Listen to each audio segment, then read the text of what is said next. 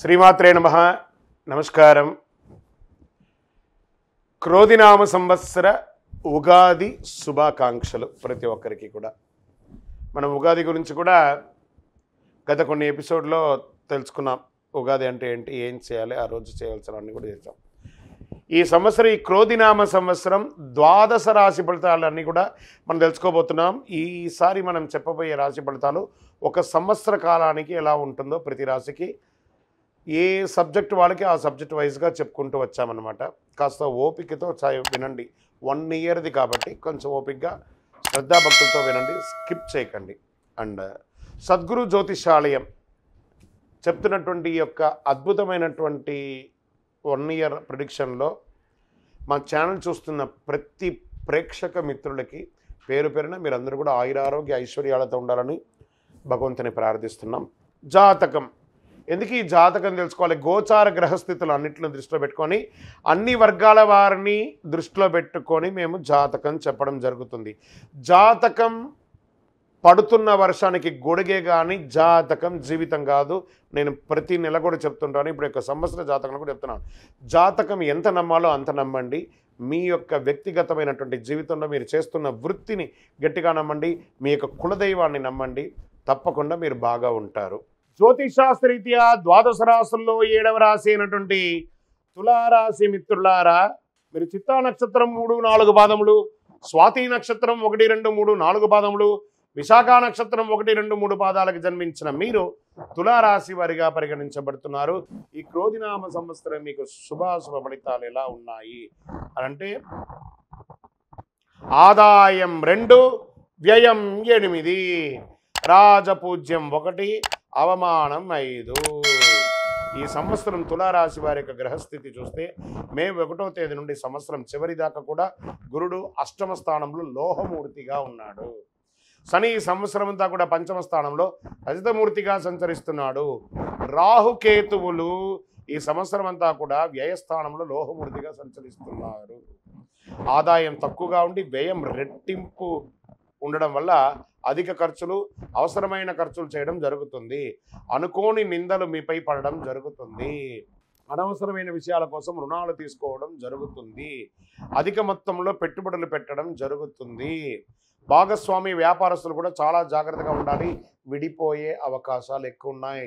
సుమా తులారాశి మిత్రులారా, జాగ్రత్త జాగ్రత్త జాగ్రత్త.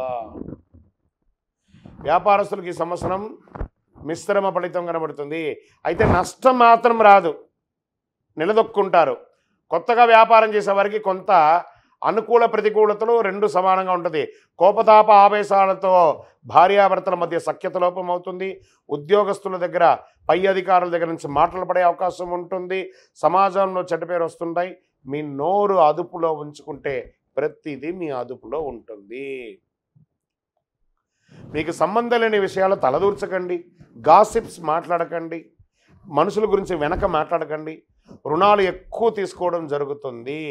వివాహేతర సంబంధములు అవసరమా? అది ఆలోచించండి.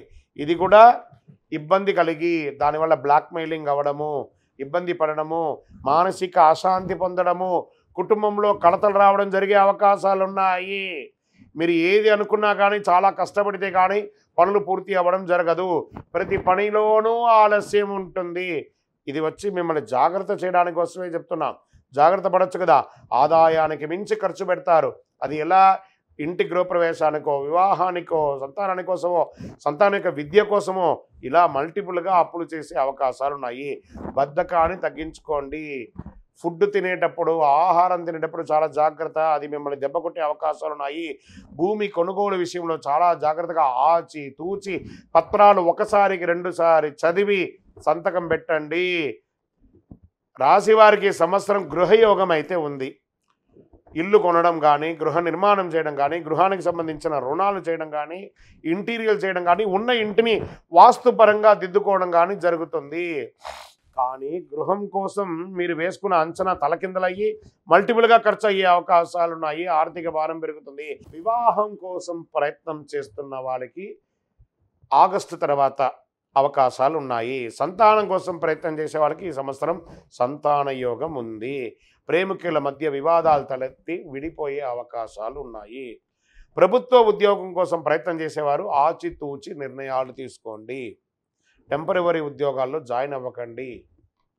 కోర్టు వ్యవహారాలు వాయిదా పడే అవకాశం ఉన్నాయి. సమ్ టైమ్స్, బాగా గుర్తుపెట్టుకోండి, సమ్ టైమ్స్ శిక్ష కూడా పడే అవకాశాలు ఉన్నాయి. ఆస్తుల వ్యవహారాల్లో కూడా పెద్ద సమక్షంలో పరిష్కరించుకుంటే మంచిది. విదేశీ ప్రయత్నాలు చేసే వారికి, విదేశాలకు ప్రయాణం చేయాలనుకున్న వారికి కొంత ప్రతికూలత వచ్చే అవకాశాలు ఉన్నాయి. వీసా రిజెక్ట్ అవ్వడమో ఇంకోటో మళ్ళీ అప్లై చేయండి. ఆగస్టు తర్వాత మళ్ళీ అన్నీ బాగుంటుంది.